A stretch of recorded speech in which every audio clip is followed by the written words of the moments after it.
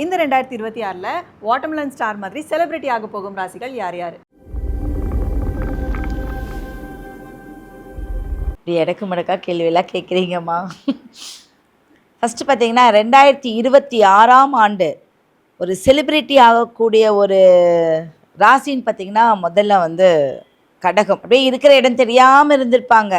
அவங்க என்ன முயற்சி பண்ணாலும் அது நடக்கவே நடக்காது. திடீர்னு ஒரு போட்டி வரும். பார்த்திங்கன்னா ஒருத்தரை இறக்குறது, ஒருத்தரை கேவலப்படுத்துறது. அதில் ஒரு அண்ணாமலை படத்தில் பார்த்திங்கன்னா ரஜினியை கேவலப்படுத்தி இறக்குவாங்க. அப்போ இறக்கும்போது திடீர் முயற்சி, திடீர் வெற்றி. அப்போ அந்த வெற்றி நிச்சயம் அப்படின்னு ஒரு பாட்டு கூட இருக்குது, வெற்றி நிச்சயம் அப்படின்னு.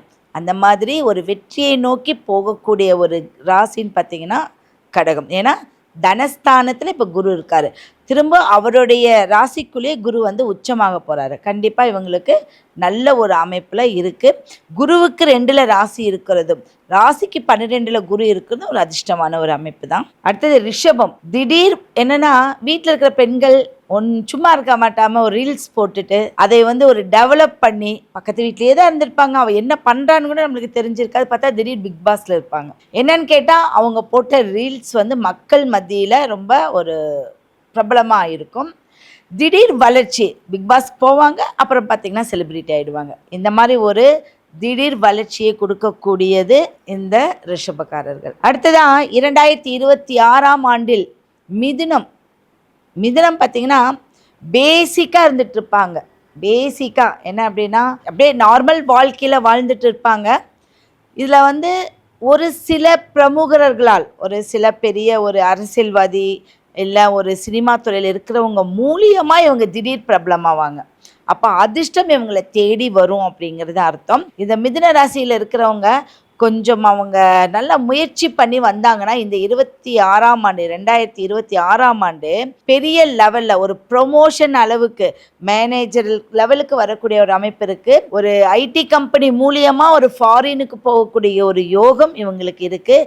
அங்கே போயிட்டு வந்தோடனே அந்த ஆஃபீஸில் இருக்கிறவங்க இவங்க தான் ஹீரோயினாக இருப்பாங்க. துலாம் ராசி 2026ஆம் ஆண்டு அடி எடுத்து வைக்கும் நாள் பார்த்திங்கன்னா சிங்கம் கலை இருந்துச்சுடா, சிங்களாக தான் வரும் சிங்கம் அப்படிங்கிற மாதிரி நிறைய டைலாக்ஸ்லாம் இருக்குது. அந்த டைலாக்குக்கு உகந்தவங்களாக பெண்கள் ரொம்ப முன்னேறி வருவாங்க. அதில் ஆண்களை விட பெண்கள் 100% திடீர் வளர்ச்சி.